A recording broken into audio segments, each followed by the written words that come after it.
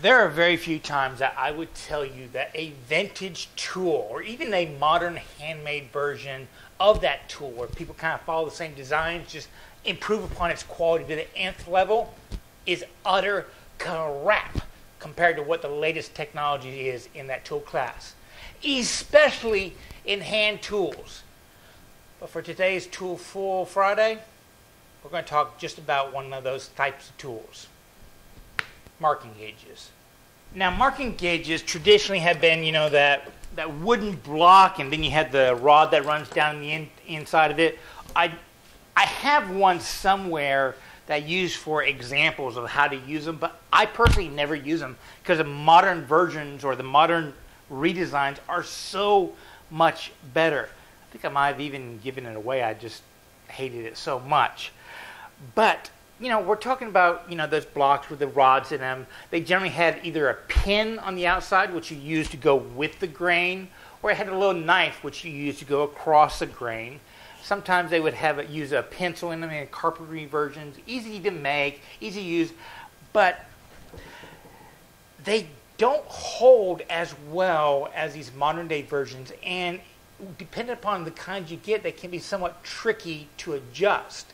A lot of times it's just tapping on your bench and the little locking mechanisms. It's just fiddly to get a great, accurate adjustment. Glen Lucas came up with a design that used a metal shaft instead of that wooden or brass shaft out there. And he used collets and screws for fine adjustment. And that became a total game changer. He is still making them. They are sold by Lie-Nielsen and a bunch of other companies just because the top-end people don't really compete against it. I did get a variation of it done by Lee Valley. They changed it just enough so not to infringe his patents and stuff like that. It uses a collet instead of a screw, but the head is still adjustable and stuff like that. But the nice thing about these is you can adjust them really quickly. You can take measurements with them, something I could never do with those old pen and knife styles. For example, I have a board right here. I can just lay it down. If I want to get an exact measurement, there we go. Lock it down.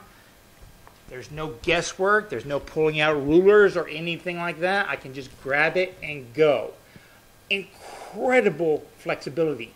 Plus the fact that now with this screw type collet, it locks on and it doesn't move unless I want it to. You see the deluxe versions of the Glen Lucas and a lot of these knockoffs like this Veritas one, well, they have two ways you lock the head still.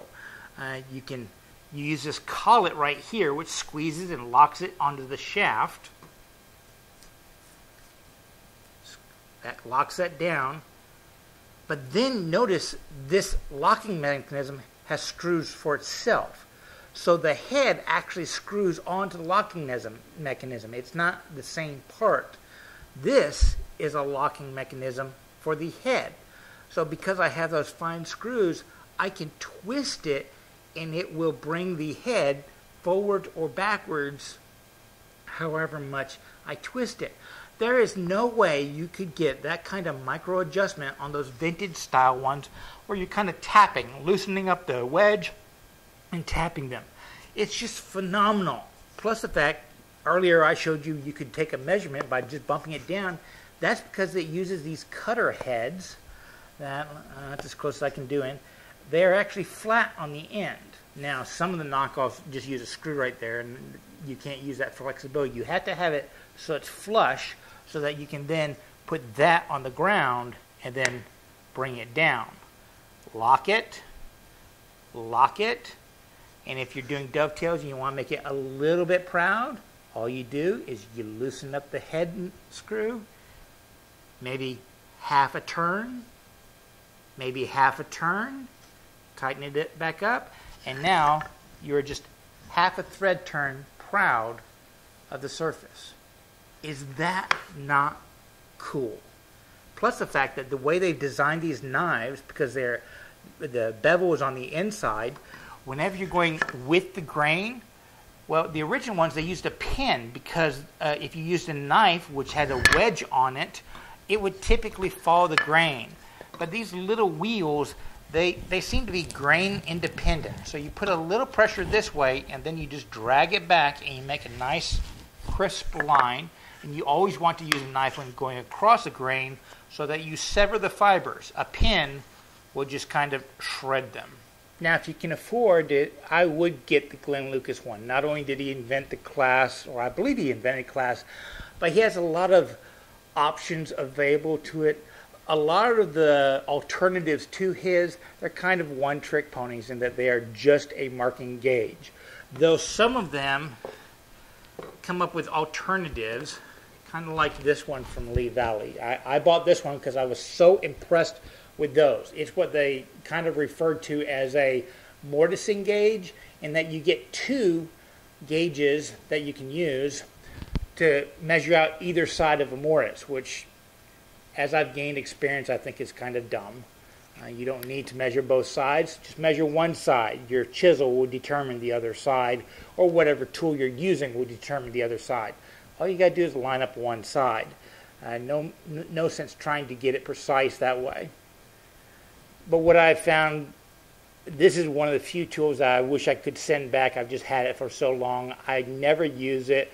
My thinking was, even though I don't use it for mortising, I could set one side for like if I was doing dovetails with two different thicknesses of boards, I could set one side to each thickness for marking things out. Or I could have two settings on one tool.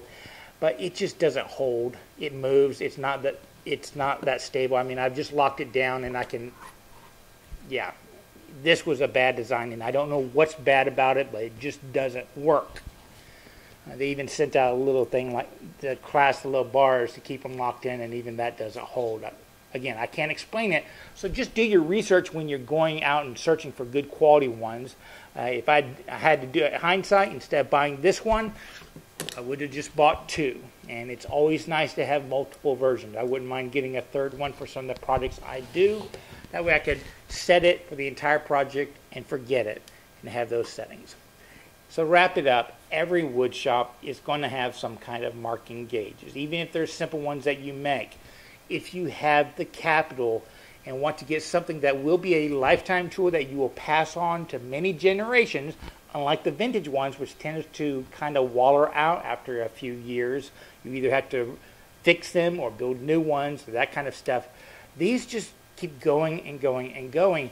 And the level of refinement to adjustment and the ease of adjustment just set these so far above everything I've seen on the vintage market. Again, one of the few times I'm going to tell you, don't buy vintage, buy new. So I hope you enjoyed this. If you did, please leave me a comment or like down below and tell me, are there any other tools that you would like me to talk about that I have in the shop that I've got a lot of experience with? Y'all be safe and have fun. And remember, it's always worth the effort to learn, create, and share with others.